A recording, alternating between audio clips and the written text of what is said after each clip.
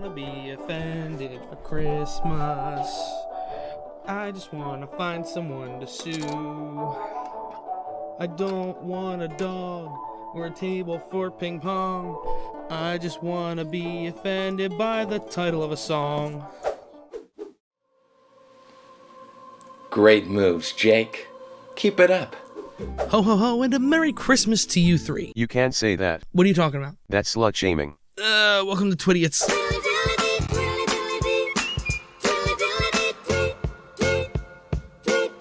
It's officially the ruin things for everyone else season. The time of year that people get offended at such simple things as mentioning the name of a day. Especially one holiday in particular that has a lot of music and movies and traditions built up around it. Most of them are mediocre at best, but they're extremely offensive to people that really know how to liven up a party. Christmas is canceled. You can't cancel a holiday. Give it up, Stanley, and you will lose New Year's. Most of this content is innocent, wholesome, and it gives you a warm, cuddly feeling. But for some reason, some people like to take that feeling and turn it into a disgusting pit of ignorance. Santa is a fat bastard. I hate him.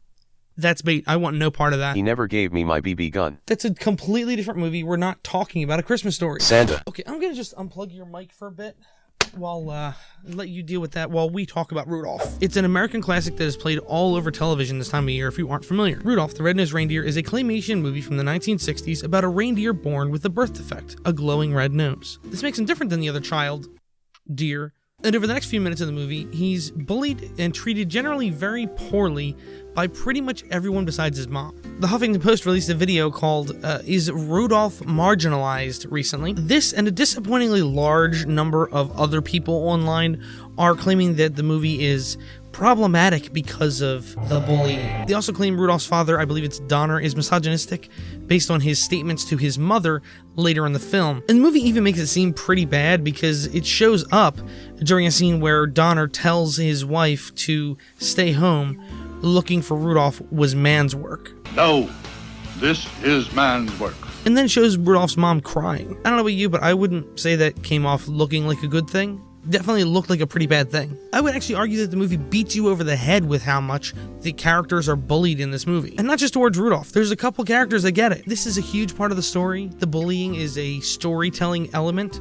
You're judging the book by its first page. It might not be the cover, but you're still judging it way too early. The entire movie is actually an anti-bullying PSA. Whether or not you can really call this scene verbal abuse like Huffington Post and the former fans of Rudolph say, at the end of this scene, Rudolph leaves the house after being quote-unquote verbally abused and then cries to himself outside while singing about being different. Why does he have to be different? Why can't he be normal? That's clear. That's a clear message. That is, it bolsters the entire point of the movie. Why am I such a misfit? I am not just a nitwit. Just because my nose glows.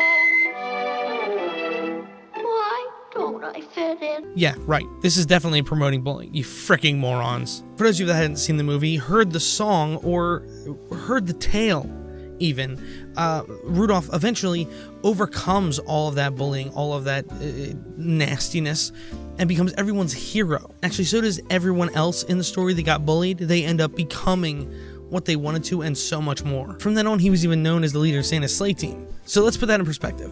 That's like Oscar Pistorius being named CEO of Nike. Before the whole murdering his girlfriend thing. Yeah. According to Huffington Post, people are now referring to themselves as former fans of the movie because of its problematic nature. Because the bullying is being promoted.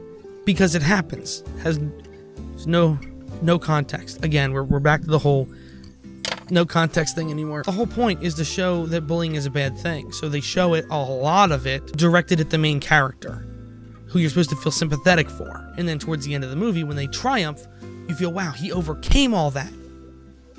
That's what the movie's about. You're taking a perfect opportunity to talk to your kid about bullying and how it affects people. And you're just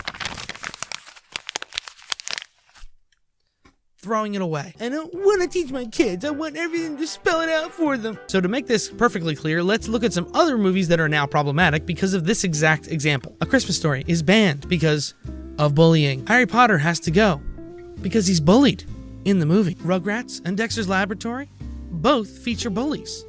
They both gots to go. Batman was bullied by bad guys because he was wearing a costume, so Batman's got to go. I can no longer wear this hat because it is now a symbol of hate. I could keep going, but I think I've made my point. With Rudolph in particular, there's a lot of people that grew up actually identifying with Rudolph because they saw him as somebody that was different, or maybe they had a disability like this person in this tweet. There's a lot of people that identified with that actually saw what the message was of the movie.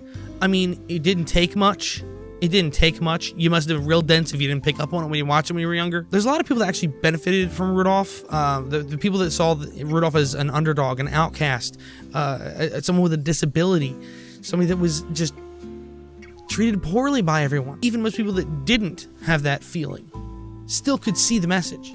I don't know why some people see things and they just jump on it immediately without putting any actual rational thought into their complaint. This isn't the first time that some kid show has been called out for addressing issues like this, and I don't know why it's seen as a negative. A few years ago, a bunch of people got riled up because there was an episode of SpongeBob that featured an anti-drug analogy, if you will.